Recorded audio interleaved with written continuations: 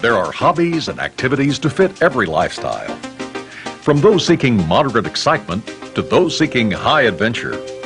To serve the growing sport of skydiving, there are over 300 active skydiving centers and clubs throughout the United States.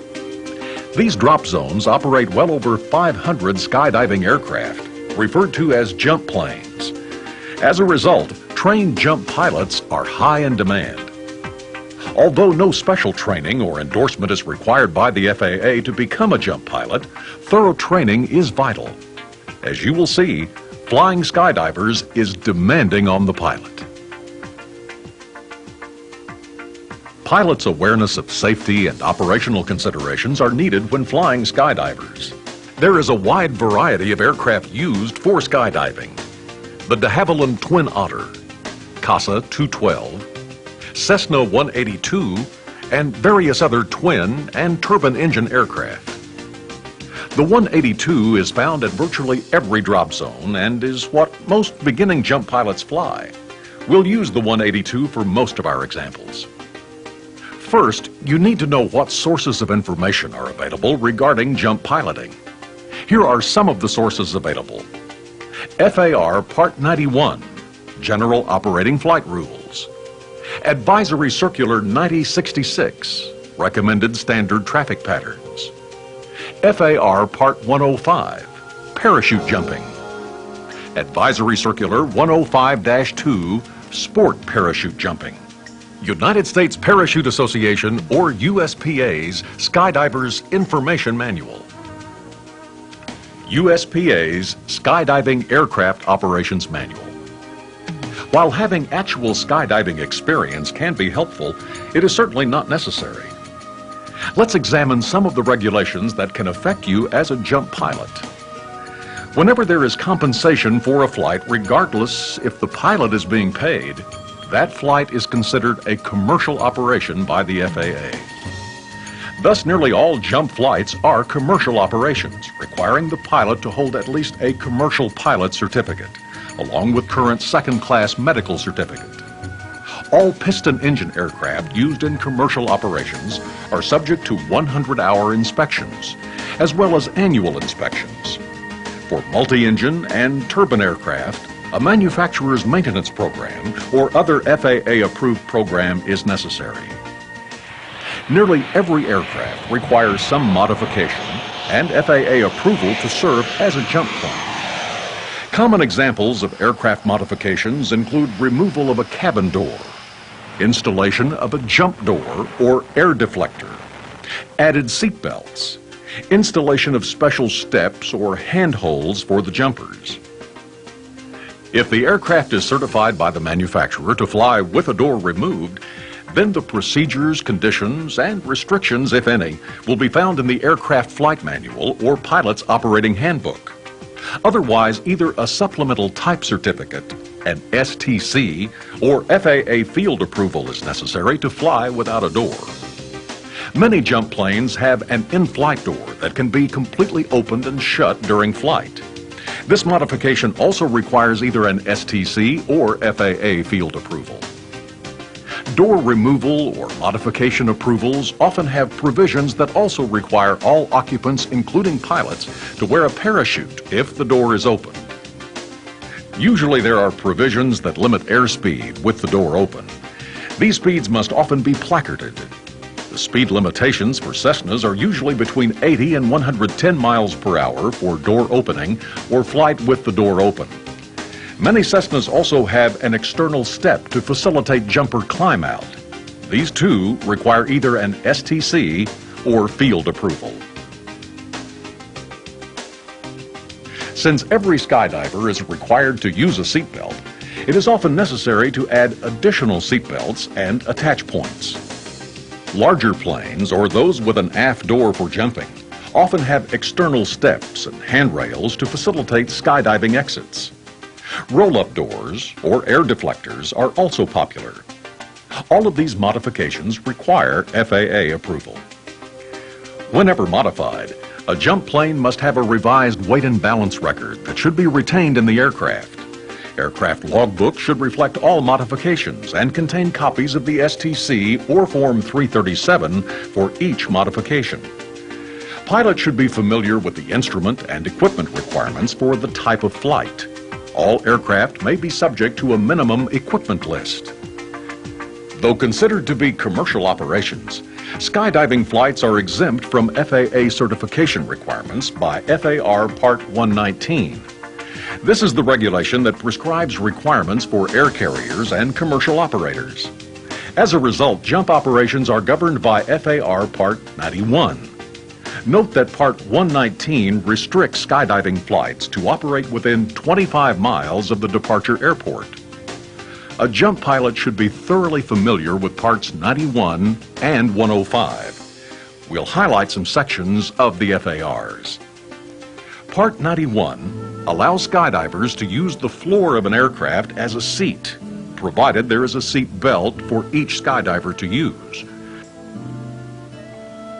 Part 91 and Part 105 require that each emergency and reserve parachute on board is packed by a rigger within a prescribed period, currently 120 days.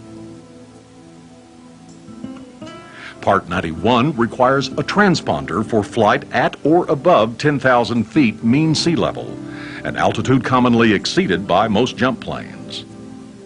Jump pilots must maintain the same cloud clearance and visibility requirements as those for visual flight regulations. Below 10,000 feet, the pilot must have 3 miles of visibility and be at least 500 feet below, 1,000 feet above, and 2,000 feet horizontally from a cloud. At or above 10,000 feet, 5 miles of visibility and must be 1,000 feet below,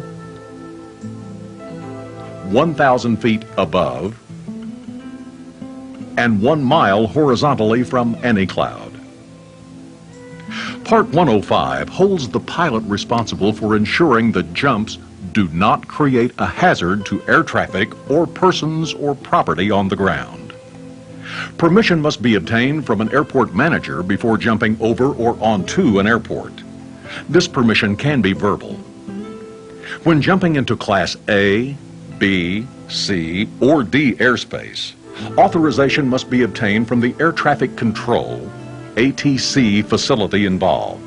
This authorization can be obtained by telephone, though the facility may ask for the request to be in writing. When jumping into Class E and G airspace, the appropriate ATC facility must be notified beforehand. This is commonly accomplished with a telephone call. The information required for either ATC authorization or notification is currently found in Section 105.25. Many existing drop zones have already taken the necessary steps to obtain authorization or provide notification. Drop zones should also file a Notice to Airmen, a NOTAM, that allows flight service to disseminate drop zone information to other pilots. Drop zones with at least 4,000 annual jumps can file a Flight Data Center, FDC NOTAM, or Permanent NOTAM. This allows the drop zone to be listed in the FAA Airport Facility Directory and results in a parachute symbol being placed on the sectional chart next to the airport location. The information required to file the NOTAM is the same as that required for an ATC authorization and notification and is found in Part 105. Once airborne, the jump pilot must establish radio communications with the appropriate ATC facility, the one with airspace jurisdiction at jump run altitude, at least 5 minutes prior to the jump. This is primarily for the jump pilot to receive information from ATC about known traffic in the area. During a jump operation, Air Traffic Control advises the jump pilot of other aircraft in the vicinity of the jump plane. When advised of traffic prior to or during a jump run, the jump pilot must assess whether releasing the jumpers will compromise safety. If so, the jumpers must be held until the traffic is clear. 29 Bravo has traffic. He's no factor. We're 2 minutes to run. 29 Bravo is looking. We're going around for another jump run. Always communicate with ATC in terms of feet above mean sea level.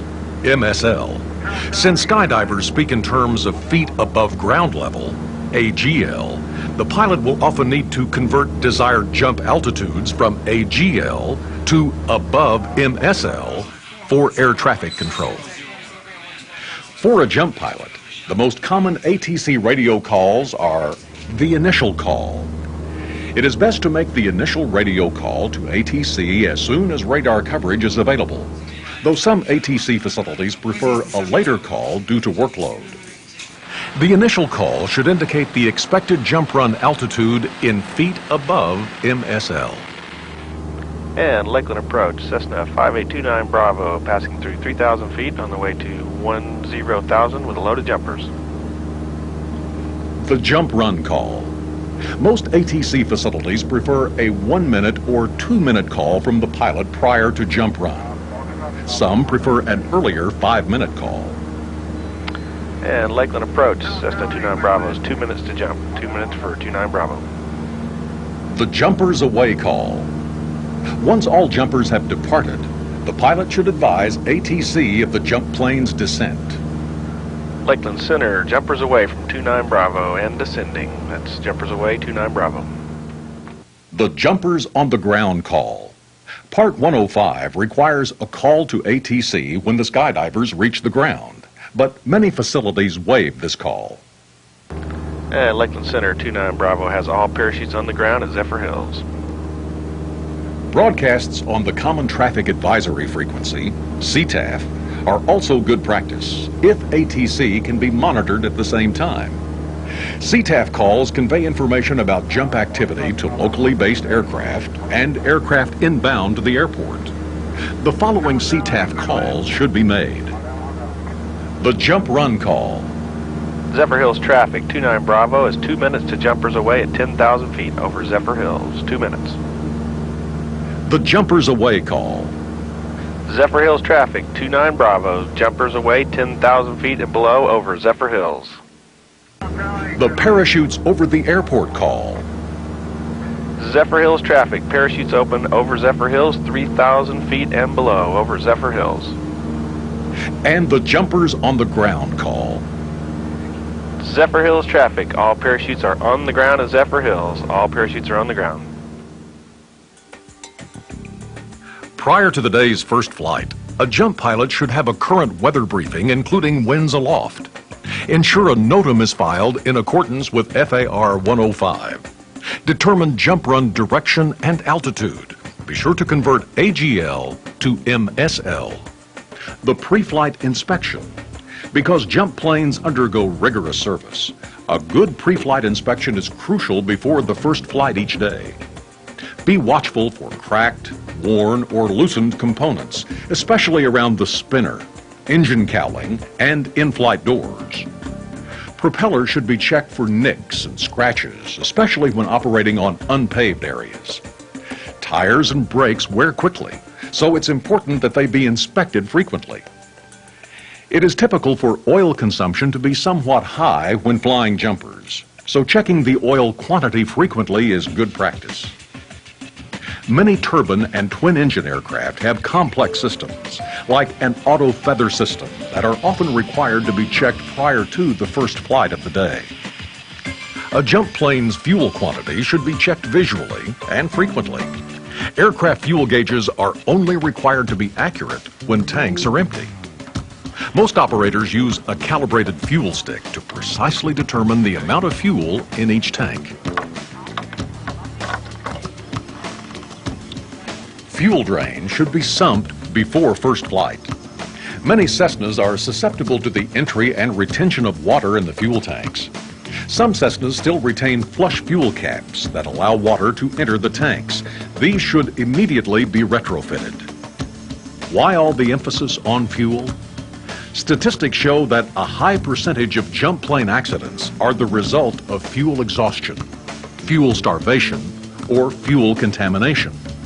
Only approved aviation fuels, as described in the aircraft flight manual, should be used in the aircraft. Autogas can be used in a 182, but only with a supplemental type certificate. In the case of turbine aircraft, K1 kerosene is not an approved fuel.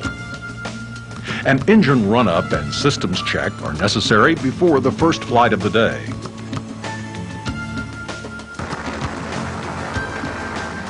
Additional checks throughout the day or when possible is good practice.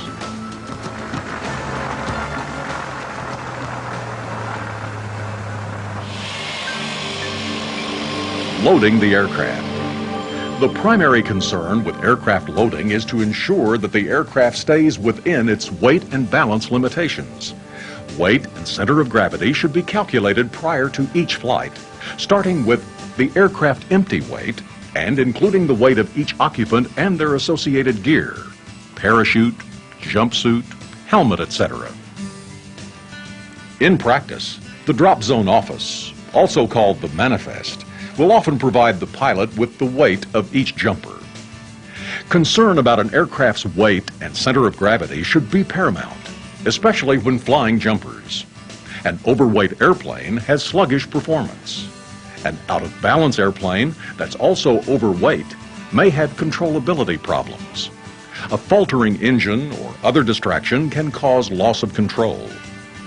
For multi-engine aircraft, proper weight and balance is even more critical. An aircraft that is overweight may not have sufficient single-engine climb performance. An aircraft that is loaded aft of its permitted center of gravity limit may not be able to maintain directional control with an engine out. Taxi. After loading, every occupant must be secured with a seatbelt or other approved restraint prior to taxi. Skydivers should keep seatbelts or restraints secured until at least 1,000 feet. Helmets, cameras, and any other equipment must be secured to prevent them from becoming projectiles in the cabin. If multiple jump planes are operating, constant vigilance for landing parachutes is necessary when taxiing and taking off. The takeoff. The takeoff is the most crucial phase of flight.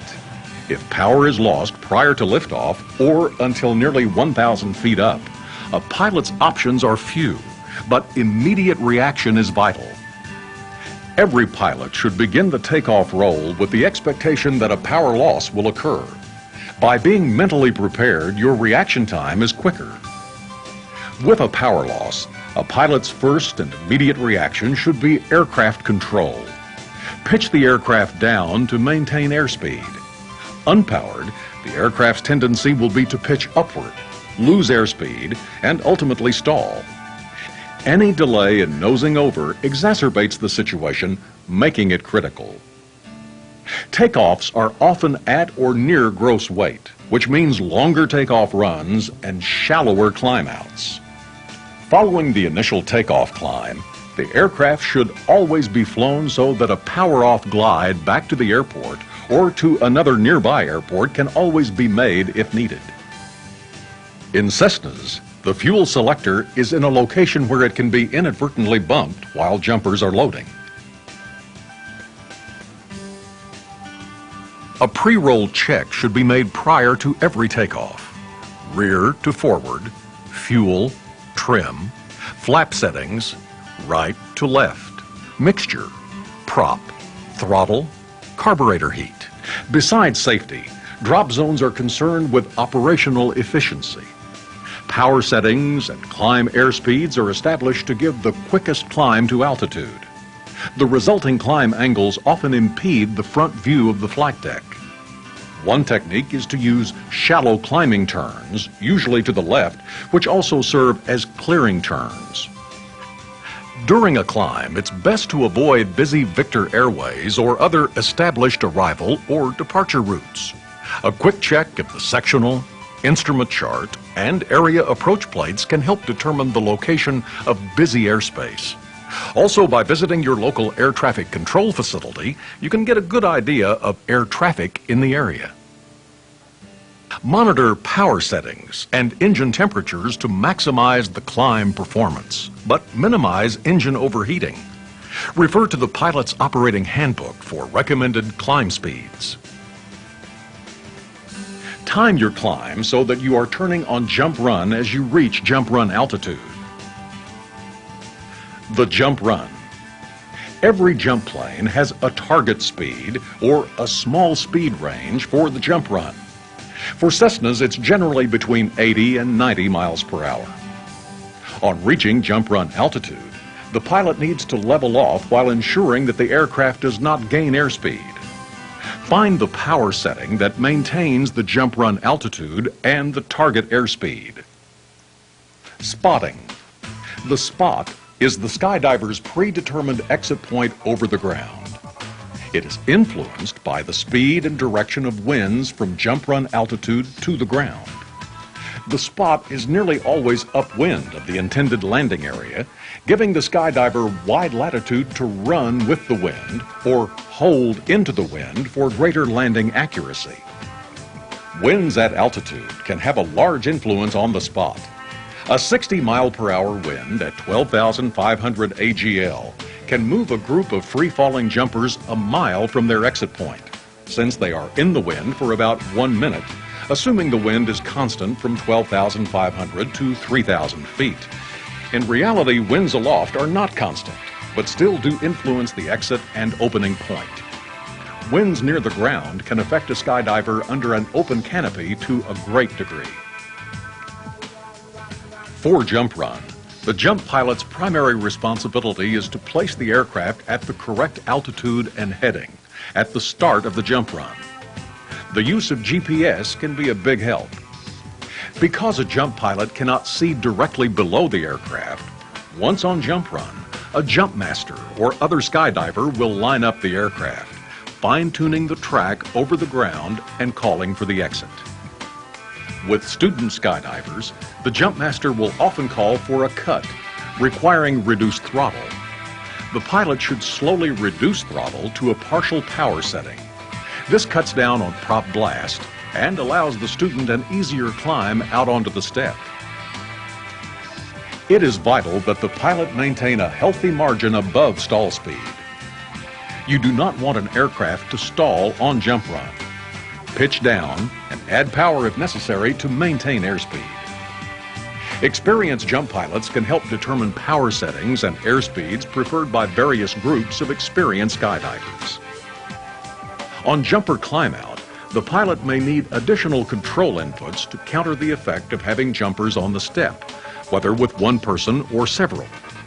As the first jumper climbs out, the use of opposite aileron may be necessary to maintain wings level. Be prepared to neutralize controls after the jumper's exit.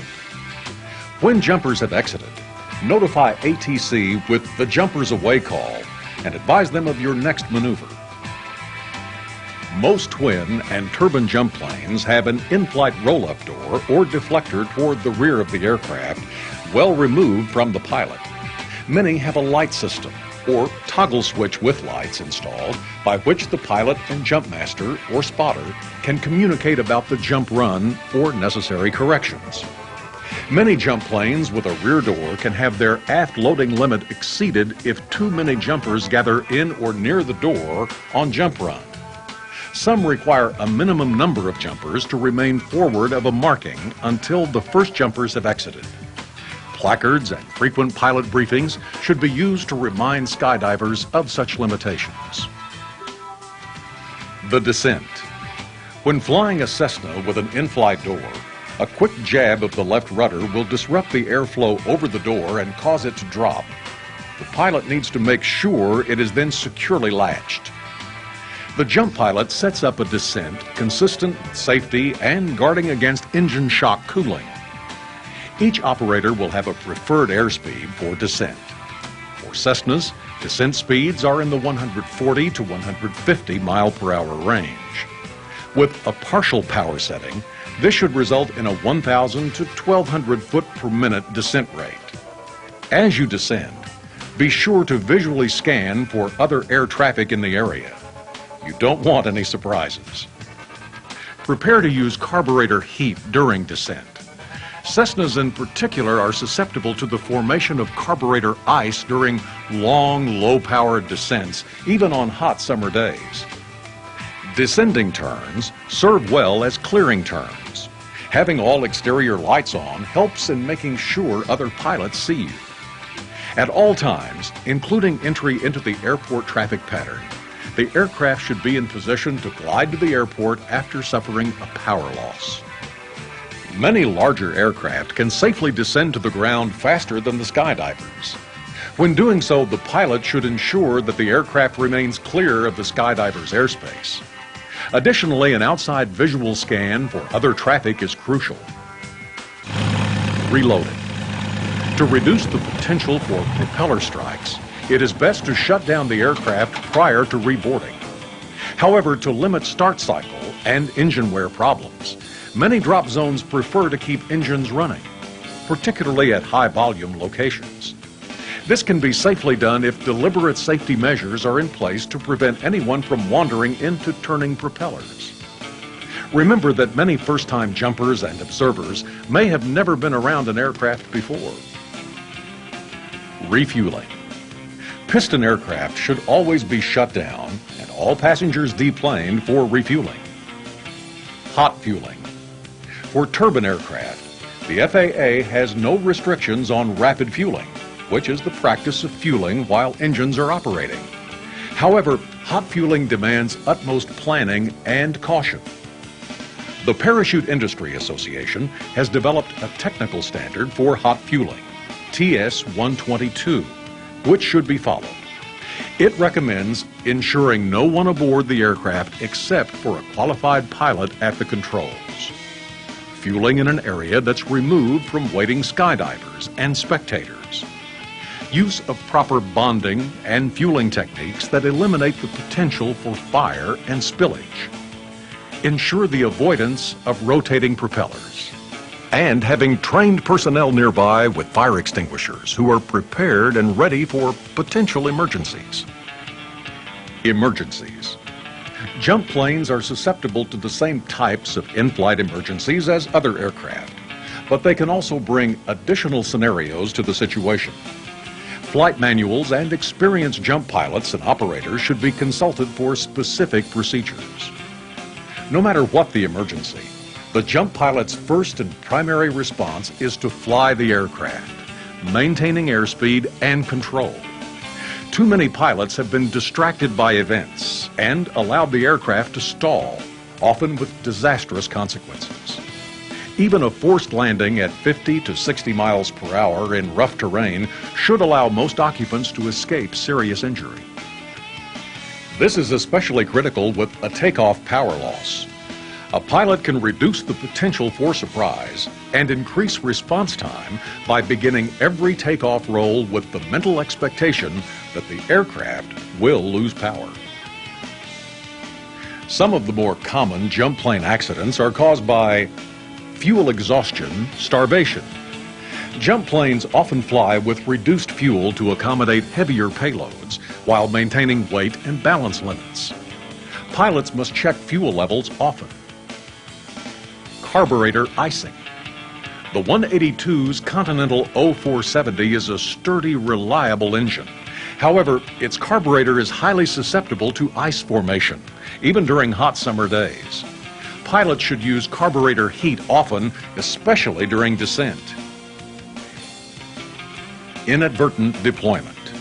Premature parachute deployments can cause catastrophic damage and injury. They happen most often when skydivers are positioning themselves in or near the door prior to exit. Prevention is best accomplished by gear checks prior to boarding and jump run. Jump pilots should become familiar with parachute automatic activation devices, AADs, some of which can be activated in the aircraft during a fast descent. A jump pilot often has the option, if high enough, to empty the aircraft. Special operations. Specific procedures and regulations address special types of jump operations, such as demonstration jumps, high-altitude jumps, and formation flights. It is best to obtain a briefing from a jump pilot experienced with these operations. Flying skydivers can be a rewarding way to build flight time, but it demands thorough training and constant attention. Be sure to learn all you can from experienced jump pilots and skydiving operators. Contact the U.S. Parachute Association for the locations, skydiving centers, and more specific information concerning jump plane operations.